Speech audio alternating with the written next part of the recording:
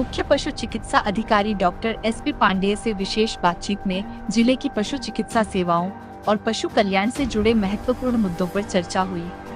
उन्होंने बताया कि जिले के सरकारी पशु चिकित्सालयों के माध्यम से पशुओं को उपचार, टीकाकरण, कृत्रिम गर्भाधान, रोग नियंत्रण और अन्य आवश्यक चिकित्सा सेवाएं उपलब्ध कराई जा रही हैं। पशु चिकित्सा को लेकर गाजियाबाद में क्या स्थिति है, किस प्रकार से गवर्नमेंट की तरफ से योजनाएं लाई जा रही हैं, उसके बारे में आप क्या बताना चाहेंगे? पशुपालन विभाग की तरफ से पशुओं की चिकित्सा की जाती है और पशुओं की चिकित्सा के लिए पहले से बहुत ही बेहतर इंतजाम किए हैं। सबसे पहले कि पशुओं को बीमारी से मुक्त रखा जाता है, क्योंकि इलाज कराना तो एक ऐसा है जिसमें पशुपालक का खर्चा होता है और समय और धन और आर्थिक हानि भी होती है। इसलिए बचाव बहुत जरूरी है। बचाव के लिए समय समय पर पशुओं में टीके लगाए जा रहे हैं, जो पहले इतनी मतलब अच्छे तरीके से नहीं लगती। बस उसमें एक जरूरत ये पड़ रही है कि अब पहले और अब में अंतर ये आया कि पहले हर पशु के टीके नहीं लगते थे, कुछ लगते थे, कुछ छूट जाते थे और टीका भी 100% नहीं आता था। 100% टीका आता है पशुओं को टीका जा रहा है। पशुपालक का जो दायित्व होता है कि वो अपने पशु के कान में टैग लगवा के पशु का रजिस्ट्रेशन कराए और उसका जो है टीका जरूर है। बस इतना उसका दायित्व, बाकी निःशुल्क टीकाकरण सुविधा कर दी। जैसे कि बारिश का मौसम आ रहा है, बारिश के मौसम में पशुओं में कुछ बीमारियां पाई जाती हैं, उसके लिए आप पशुओं में जो बरसात के समय जो सबसे खतरनाक बीमारी है उसका नाम है गला घोटू का टीकाकरण 6 जून से स्टार्ट हो गया है और अगले महीने के 15 जुलाई तक ये चलेगा और बाकायदा इसका माइक्रो प्लान जारी कर दिया गया है कि किस गांव में कौन सा व्यक्ति जाएगा। वहाँ के प्रधान, सेक्रेटरी यदि शहरी क्षेत्र में है तो वार्ड मेंबर, इन लोगों का दायित्व होता है कि ये जागरूक करें और जब टीका करता जाता है तो उसको सहयोग करके टीका अवश्य लगवाने, क्योंकि कई बार जो टीका करता होता है उससे ही लोग घबरा जाते हैं कि पता नहीं कोई अनजान व्यक्ति को नुकसान न पहुंचे। इसलिए इसका माइक्रो प्लान करके हर नगरीय क्षेत्र के जो यू शासी अधिकारी को, ग्राम पंचायत और ग्राम पंचायत अधिकारी को, विकास अधिकारी को, सबको कॉपी ये दी गई है कि फलाना व्यक्ति ये हमने गाजियाबाद में पशु की चिकित्सा को लेकर कितने चिकित्सालय मौजूद हैं और किस लेवल तक वो कार्य कर रहे हैं? पशु चिकित्सालयों की संख्या हमारे पास जो है इस समय 18 है, जिसमें केवल एक पशु चिकित्सालय है जिसपे किसी का प्रभार है और बाकी सारे पशु चिकित्सालयों को पशु चिकित्सा अधिकारी करते हैं। इसी तरीके से पशु सेवा केंद्र भी है 16 है। उनकी संख्या आवश्यक कम है कि वो 16 नहीं है हमारे पास, लेकिन इसके साथ साथ जो है स्वरोजगार योजना में पशु मित्र बनाए गए हैं। उनकी संख्या 110 के करीब है, जो पशुपालकों के द्वार पर जाके सेवा करते हैं। यदि पशुपालक अपने पशुओं को पशु चिकित्सालय नहीं लाता है, पशु सेवा केंद्र नहीं लाता है, तो उसके घर पे जाके पशु चिकित्सा अधिकारी की देख रेख में सेवा करते हैं। लेकिन वो स्वरोजगार योजना अंतर्गत है, मतलब कि जिसमें पशुपालकों के घर पर सेवा करने पर सरकार द्वारा पशु मित्र को मानदेय दिया जाता है, वो तो निःशुल्क होगी। मगर कुछ ऐसी सेवाएं कि वो अपने उसका पशु बीमार हो गया है और पशु चिकित्सालय नहीं लाता है और चाहता है कि रोज रोज सेवा करने के लिए कोई एक व्यक्ति उसके घर जाए, ऐसी दशा में उसका मेहनताना पशुपालक को देना। गाजियाबाद में कितनी गौशाला हैं जिनकी स्थिति को पशु चिकित्सा अधिकारियों के द्वारा देखा जा रहा है?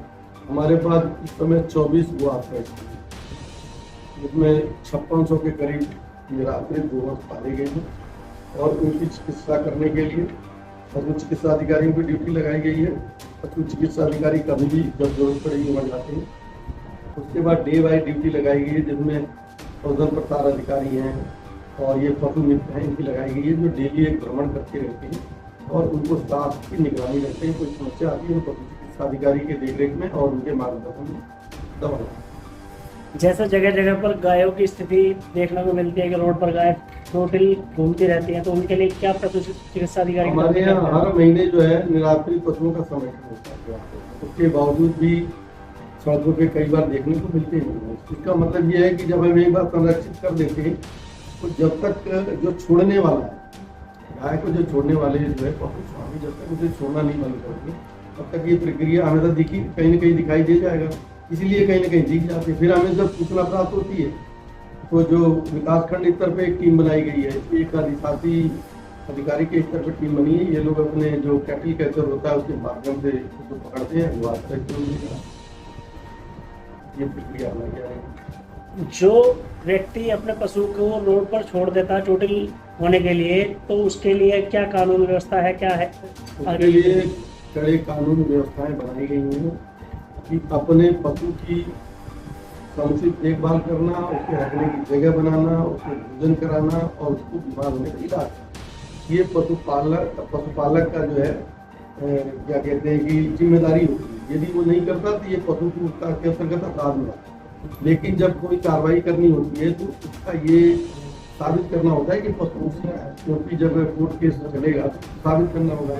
लेकिन चूंकि गवाह कोई नहीं होता, सब एक दूसरे की मदद करने वाले लोग होते हैं, क्योंकि लगभग ज़्यादातर छोड़ने वाले सब एक ही दूसरे के भाई बनते थे, इसलिए कोई कार्रवाई नहीं हो रही है। जो हम ये बता रहे थे कि AI के थ्रू पशुओं का जिस दिन आइडेंटिफिकेशन हो गया और वो चालू हो गया, तो उस दिन पशुओं की पहचान हो जाएगी, चाहे कहीं भी घूमता मिले उसका मालिक जरूर पता है।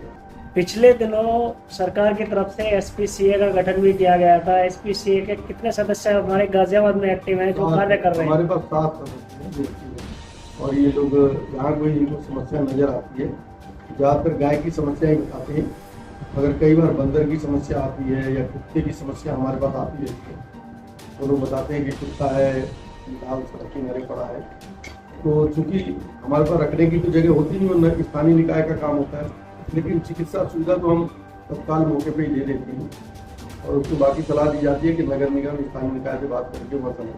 SPCA के सदस्यों का मुख्य रूप कार्य क्या है? SPCA का सदस्यों का मुख्य कार्य यह है कि पशुओं के प्रति क्रूरता पर रोक लगाने में सहयोग करना, पब्लिक का सहयोग। पिछले दिनों जो पशु SPCA के सदस्य थे उनके ऊपर कुछ प्रत्यारोप भी लगे हैं कि वो कुछ पैसे लेकर या किसी भी प्रकार से सरकार की गाइडलाइन को धोखा देकर कार्य कर रहे हैं। क्या ऐसा भी कुछ देखने को मिल रहा है? नहीं, हमारे पास तो किसी शिकायत नहीं की है, इधर उधर हुई होंगी, मगर मेरे पास कोई नहीं है कि इस व्यक्ति ने ऐसा किया। यदि कोई व्यक्ति इस प्रकार की गलत एक्टिविटी में पकड़ा जाता है तो उसके लिए क्या आपकी तरफ से गाइडलाइन जारी है? कानून तो पुलिस के थ्रू होता है। यदि कोई ऐसा काम करता है जैसे कि गलत एक्टिविटी भी होता है, किसी व्यक्ति को गलत करके परेशान करता है, तो अपराध है, तो कार्रवाई तो पुलिस के थ्रू होगी।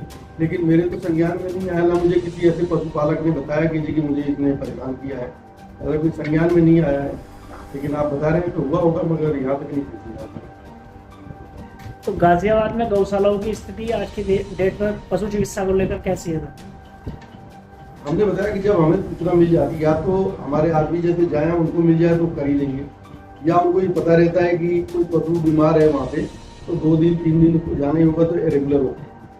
इसके अलावा कोई अचानक यदि पशु बीमार पड़ गया तो वहाँ होते हैं केयर टेकर, वो बताते हैं कि ये पशु आज ढीला है, सुस्त है, चल नहीं रहा है, तो उस समय तो तत्कालीन उसको देखते हैं। अपने पशु चिकित्सा की तरफ से कोई सर्जरी, जो उनकी सर्जरी होती है, सर्जरी के लिए भी कोई चिकित्सालय मौजूद है हमारे गाजियाबाद में? सर्जरी तो देखिए ऐसे फील्ड में करने के लिए सुविधाएं बनी है, वो सुविधाएं, उसके लिए पॉलीक्लिनिक का हमने प्रस्ताव भेजा है कि सर्जरी का काम जो होता है वो अलग टाइप का होता है। सर्जरी तो किया जा सकता है, लेकिन बाद में उसे कॉम्प्लिकेशन हो जाएंगे और वो समस्या और उसके स्वास्थ्य के जान को खतरा हो सकता है, इसलिए काम नहीं करते। लेकिन पॉलीक्लिनिक जब बन जाए, जिसका प्रस्ताव गया है, साफ और बमेटा एक जगह है, वहाँ भूमि है और वहाँ पॉलीक्लिनिक बनाने का प्रस्ताव, यदि वो बन गया तो वो सर्जरी का काम वहाँ होगा। लगभग 6 महीने पहले निगम की तरफ से भी जगह चिन्हित की गई थी ट्रॉमा सेंटर को लेकर क्लिनिक के लिए, तो उसकी क्या स्थिति है सर? इसके बारे में हमें नहीं जानकारी दी गई है। उनका अलग डिपार्टमेंट है, तो हो सकता है कुछ कर रहे हैं, लेकिन अभी हमारी जानकारी नहीं है।